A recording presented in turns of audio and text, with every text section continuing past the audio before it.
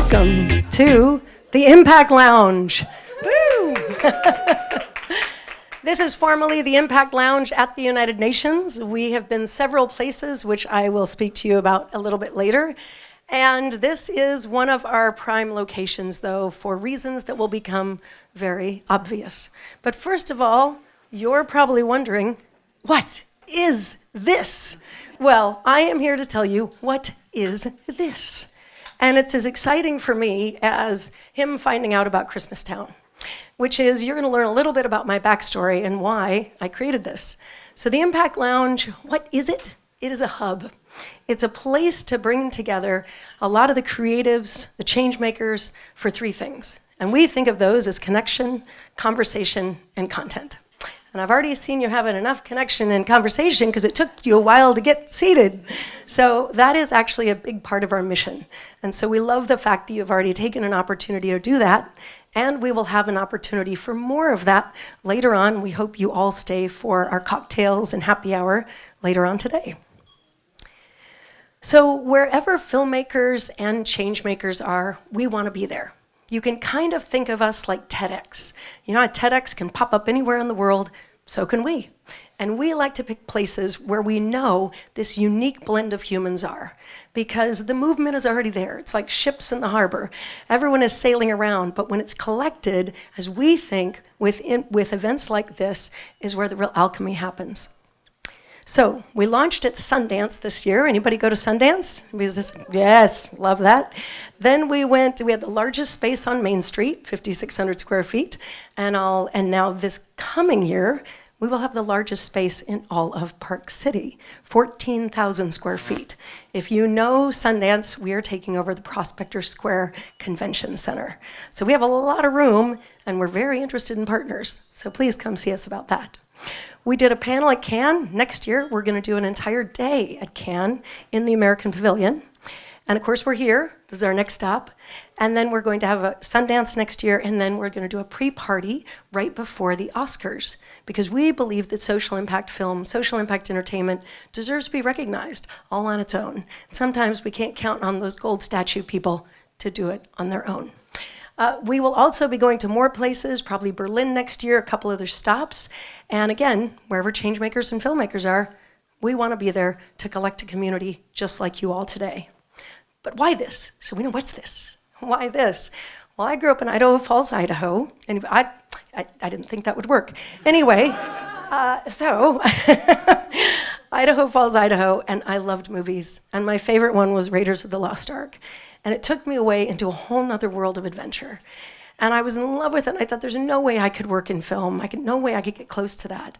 Well, lucky for me, I went to Utah State, and I was able to volunteer at the Sundance Film Festival in 1993, even though I'm only 20, which is amazing. And so then I went and worked in the movie industry. I worked at the Cannes Film Festival, American Pavilion, started the student program there. And then I went and worked at Fox 2000 for Laura Ziskin, if any of you remember her. Then I went into the internet and marketing, did the largest event at Sundance, which they were a little upset about. And so now we're very official, very official. But then 20 years ago, I started something called Caspian Agency. And what we do is we create strategy for large foundations, organizations around how to use events, and then we produce them. And one of our calling cards is the Skoll World Forum, if any of you know that.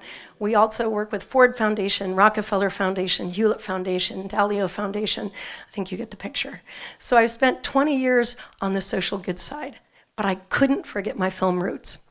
And I had the amazing opportunity as Caspian to have Participant as a client. And we took a couple of their films, one of them Inconvenient Sequel, around the world to sovereign wealth fund advisors in private screenings to help them divest of dirty energy. So I have seen firsthand that this can work. So what's our theory of change? And I'm at the UN. It wouldn't be the UN if I wasn't coming up with a theory of change, right? So our theory of change is that funders, filmmakers, and NGOs, and you can substitute if you'd like, content creators and programs, work together to create an alchemy that cannot happen in any other way. And now that you know this little kid from Idaho was just in love with movies and what they can do to transport us and take us away. And that's what'll happen, I hope, today. You're gonna see a lot of films. And who loves films? Who loves watching films? Being taken, right? So that's what we're gonna have. We wouldn't very well be a session on films if we didn't show you a lot of film clips. So I hope you're gonna be entertained, just like I've always liked that. But I also think entertainment has the chance to save the world, has a chance to create culture change. Has anybody wept for joy over a white paper? Oh dear, I didn't think so either. But have you wept for joy when you see a movie, when you hear that sweeping soundtrack, when you see, for me, Chariots of Fire way back when, right? There are moments that remove us from ourselves and make us part of a bigger picture, literally on the silver screen. And so NGOs, man, they benefit so much from being amplified by filmmakers, by content creators, and funders want that amplification, don't you? I know you're in the room, you don't have to out yourself that you're a funder, but I'm just gonna guess that is a big part of it. And what do filmmakers need? We see the news every day, films dying, woe is me, it's going down. And what I love to say is, you map the entire CapEx of the studio system against some of the clients I just mentioned. And I think you'll see that the studio system is kind of adorable with their little bits of money. And their little billions, they're so cute. We start to tap into the untapped potential of funders and foundations.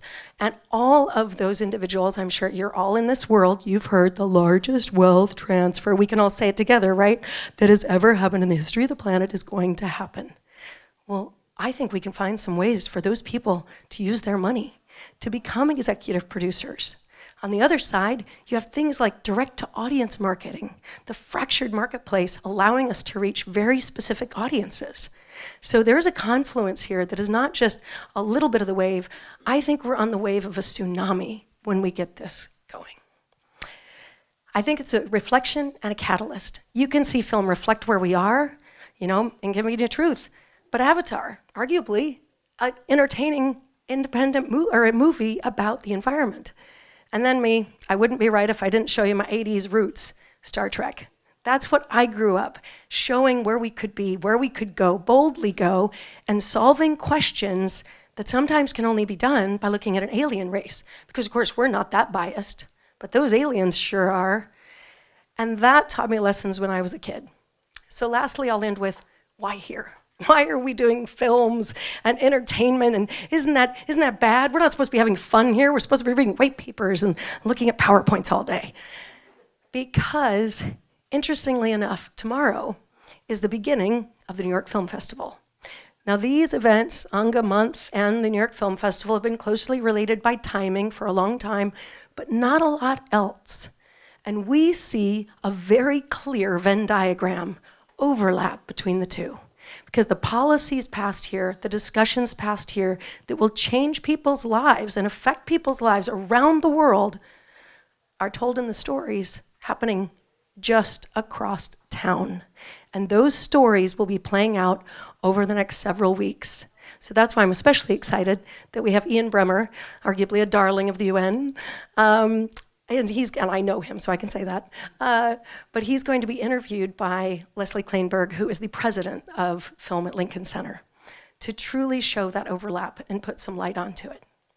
But that's enough of why this, what's this, and this, and that, and that. Instead, let's go to our first conversation, and we're gonna play another film clip.